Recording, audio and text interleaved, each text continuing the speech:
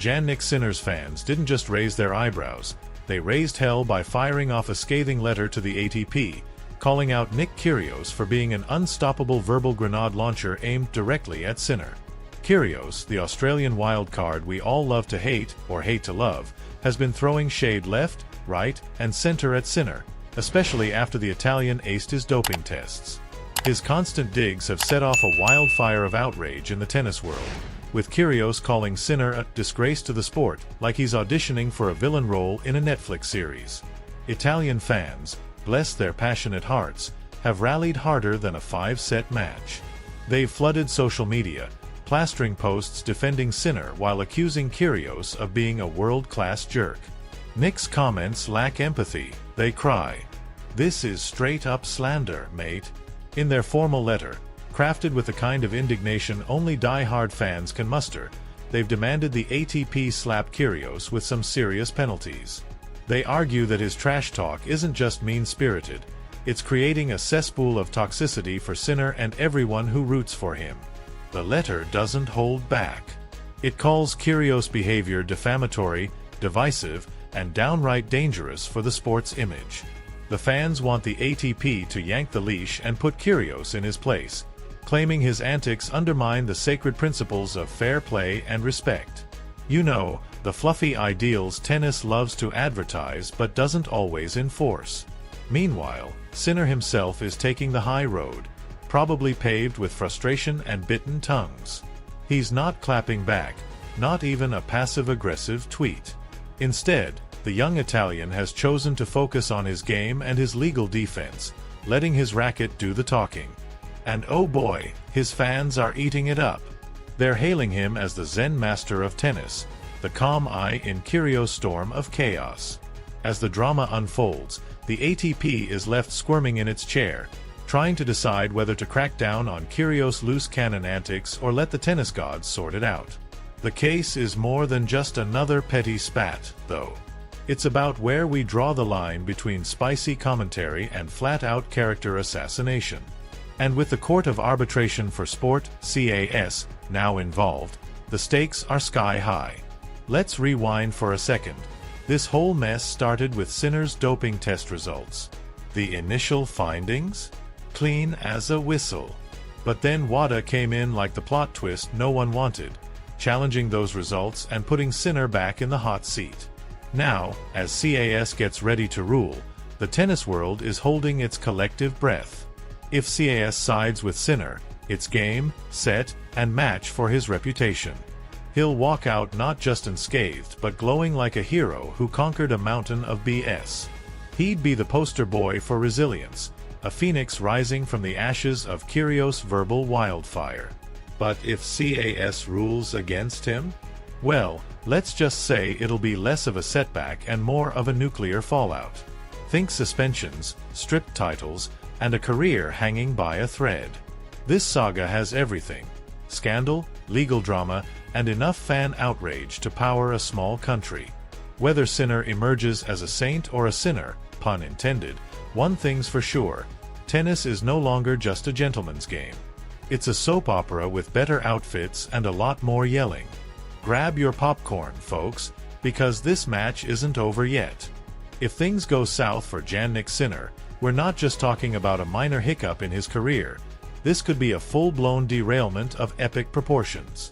We're talking about a catastrophic shitstorm that would not only tarnish his hard-earned accolades but also gut his financial future like a fish on a Friday night. The guy's career trajectory? Straight into the abyss. And while all this drama unfolds, the tennis community has been buzzing louder than a pissed-off swarm of bees, debating whether the sport's top brass screwed the pooch when it came to handling this fiasco. The secrecy surrounding the initial doping accusations has everyone scratching their heads, and their tempers. Why the hell was everything hush-hush for so long? Was this incompetence, a cover-up, or just garden-variety chaos? These are the spicy questions flying around as we brace ourselves for a ruling that could set the tone for how doping cases are handled in the future. Enter Angelo Costella, a former CAS bigwig, who's been chiming in with his 2 cents. The guy suggested that maybe, just maybe, a deal could be struck between Sinner, WADA, and the Court of Arbitration for Sport, CAS. A backroom handshake might save everyone from the PR nightmare of a protracted legal brawl. But let's be real, how likely is that? For now, the jury's out on whether anyone is even willing to sit at the negotiating table. Meanwhile, Sinner has zipped his lips and gone radio silent, burying himself in training while the world speculates wildly about his fate.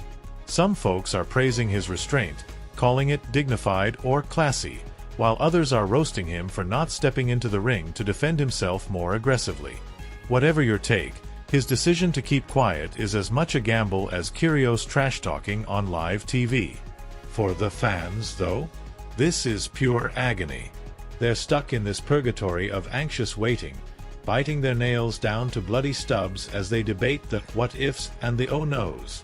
What happens if the CAS ruling comes down hard on Sinner? How bad could it get? Spoiler alert, it could get very bad. This isn't just about tennis trophies and Instagram likes. Sinner's livelihood is on the line. Let's talk numbers. The guy has some fat sponsorship deals with big-name brands like Rolex, Gucci, Bacchi, and Alfa Romeo. And here's the kicker. Those contracts are packed with fine print that reads something like, "If you mess up, we're out." A doping conviction? Boom! Those deals go poof faster than your New Year's resolutions. No more ads, no more paychecks, no more flashy endorsements. Instead of sipping champagne on private jets, Sinner could be sweating over how to rebuild his career from the ground up. And that's just the financial fallout. Imagine the PR disaster. If CAS decides to side with WADA, Sinner's reputation could take a nosedive so steep it'd make Evel Knievel blush. The narrative would shift from tennis prodigy to disgraced athlete, and there's no spin doctor in the world who could make that look good. On the flip side, if the CAS rules in his favor, it's Redemption City, baby. Sinner would walk away not just vindicated but possibly stronger, a symbol of resilience who took on the system and won. He'd be the phoenix rising from the ashes, flipping the bird to his doubters while solidifying his place as one of the brightest stars in tennis. But here's the rub, this isn't just about one player's career. The outcome of this case could shake up the entire sport. It's forcing the ATP, WADA, and CAS to confront the murky gray areas in their doping protocols and figure out how to balance transparency with fairness. Do they need stricter rules? Better communication? A goddamn ethics overhaul? These are the big picture questions that could ripple far beyond the confines of a tennis court. As we sit here, popcorn in hand, waiting for the next twist in this saga, one thing's for sure. The stakes couldn't be higher for Sinner.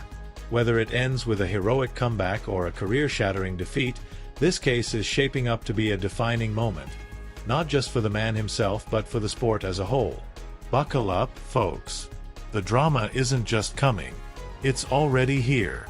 Meanwhile, in the chaotic circus that is professional tennis, Nick Kiro. Yes, that Nick Kiro decided to drop some truth bombs during his appearance on the podcast Ain't No Major. True to form, Kiro, the king of controversial hot takes, sat down with fellow players Steve Johnson, Sam Querrey, John Isner, and Jack Sock to chew the fat about everything from rivalries to the best post-match snacks. But, as expected, it was Kiro's jaw-dropping confession about his love-hate relationship with Rafael Nadal that stole the show. Brace yourself, because this one's spicy. Kiro admitted that, at one point, he couldn't stand the sight of Nadal. "I hated him. Despised him. Every time I saw Rafa walking around, I just wanted to disappear, or punch a wall," he said, leaving the room gasping louder than a Wimbledon crowd during a 5-set tiebreaker.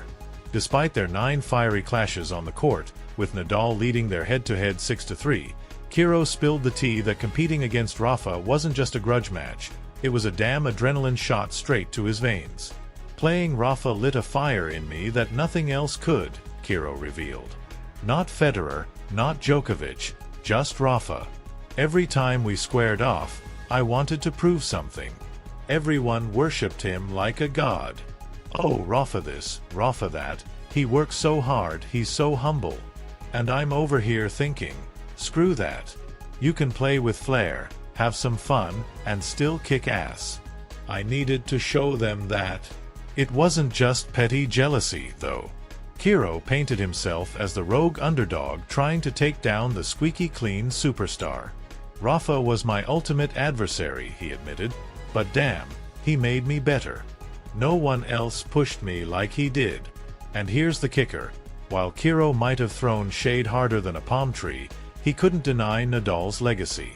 Look, the guy's the king of clay. Period. His dominance at Roland Garros? Untouchable. You'll never see another Rafa at that tournament. His legacy is set in stone. Hell, maybe even carved into the dirt at Court Philippe Chatrier.